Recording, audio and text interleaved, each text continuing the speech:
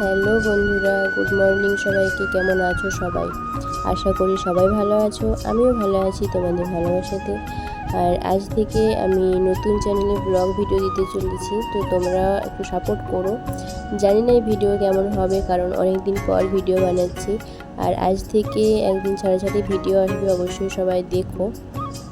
আর সারাদিন আমি কি করব না করব পুরো লাইফস্টাইল তোমাদের সাথে তুলে ধরবো। আর মানে সব কিছু তোমাদের শেয়ার করবো আর কি, গদা বাংলায়। তো যাই হোক, দেখতে থাকো আমি সারাদিন কী কী করবো তোমাদের সব শেয়ার করবো। আর প্রথমেই দেখো, এখানে আমি সকালে উঠেছি 8:15-র দিকে, তো ব্রাশ করে নিচ্ছি। তারপর ব্রাশ করা হওয়ার পরেই ব্রাশ করে নিয়ে আমি একটু কাছাকাছি ছিল, এই দেখতে পাচ্ছ কাছাকাছি করবো। জিনিসপত্র সব এখানে আছে। তো বড়মশাই বলেছিল শরীর খারাপ, কিছু করার লাগবে না, তো আমি তো শুনবো না। এদিকে দেখো কাছাকাছি কমপ্লিট। এখানে আমি সব জিনিসপত্র শুকাতে দেবো। তারপর স্নানটা সেরে নিয়েছি একবারে। তো আমি এমনি সকালবেলা স্নান সেরে নিই। তো দেখো এখন চুলটা আঁচড়ে নেবো, নাহলে জোরও পাগলি লাগছে পুরো। তো বড়মশাই বলে সবসময় ফিটফাট হয়ে থাকবে, কোনো পাগলামো চলবে না, ঠিক আছে। খুব কেয়ারিং আমার বর। যাই হোক, এখনই তোমরা কী নাকি বলে বসবে। যাই হোক, দেখো এখন আমি চুলটা আঁচড়ে নিচ্ছি, যেহেতু সকালবেলা খিদে পেয়েছে, তো খেতে হবে। তো একটু স্বামীর মঙ্গল কামনা করে আমি এখন খেতে যাচ্ছি। দেখি মা কী খাবার বানিয়েছে। তো চলো দেখি মা কী খাবার রেখে গেছে।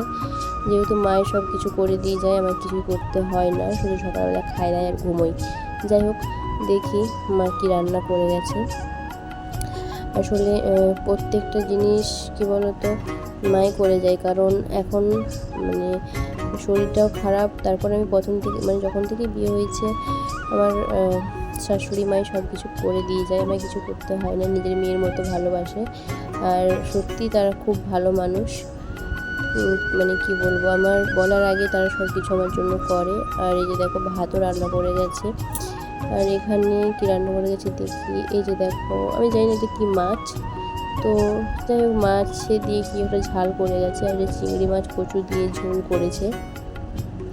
তো যাই হোক, আমি চিংড়ি মাছ খাই না, চিংড়ি মাছে আমার অ্যালার্জি। তো আমি এখন ফ্রিজটা দেখবো কিছু আছে কি না, যেহেতু আমি অনেকদিন বাড়ি ছিলাম না, বাপের বাড়ি ছিলাম, তো এই জন্য খাবার টাবার কিছু এনে রাখেনি বর। এই যে দেখো, এখন আমি ভাবছি রুটি তরকারিটাই খেয়ে নিই। যাই হোক, বর এখন গরিব হয়ে গেছে। যাই হোক, সব দিন মানুষের সমান থাকে না, আমরা কিন্তু মোটো বড় লোক না, মধ্যবিত্ত মানুষ, তাই নিজেদেরকে সবসময় মানিয়ে গুছিয়ে চলতে হয়।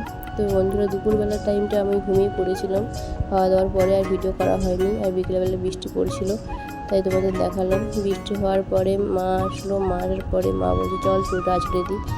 চুল আঁচড়ে নিয়ে সন্ধ্যাবেলা মায়ের যে ভাত বসাচ্ছে।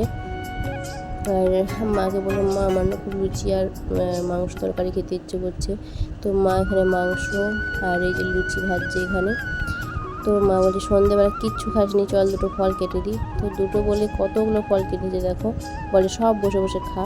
তো বকা খাওয়ার থেকে ফল খাওয়াই ভালো। যাই হোক, এই যে আমি বসে বসে ফল খাচ্ছি, কোনটা খাবো কোনটা নেই ভেবে পাচ্ছি না।